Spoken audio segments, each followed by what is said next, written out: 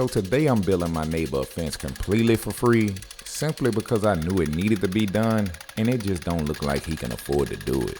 Now the person that I'm building this fence for is a guy named Tide, and he been living in his house for a while now, but like we all know, for many people, sometimes life just get hard. So when I saw his old fence, I knew I had to do something about it because that's just me, and I'm not the type of person to just sit around when something need to be done.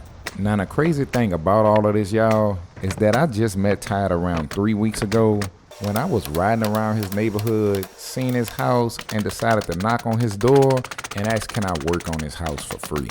And of course he probably thought I was crazy because I'm pretty sure he figured I was somebody trying to sell him cable. But when I offered to transform his whole house for nothing, he really just didn't know what to say.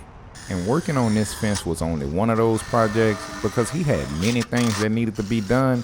And to be honest with y'all, it probably cost me well over 10 grand to do it. But anyway, let's talk a little bit more about Tide and the reason why I'm excited to be helping him. And like I say, y'all, this wasn't pre-planned. This guy was a complete stranger to me. But when I found out his backstory, it was really just an honor.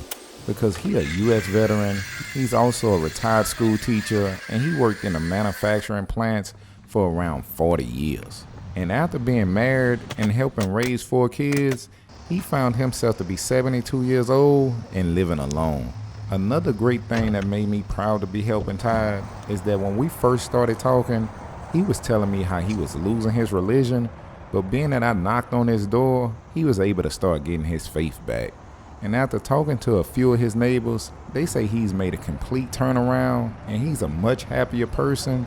He's smiling a lot more, and if that doesn't make doing this work for him worth it, I don't know what will.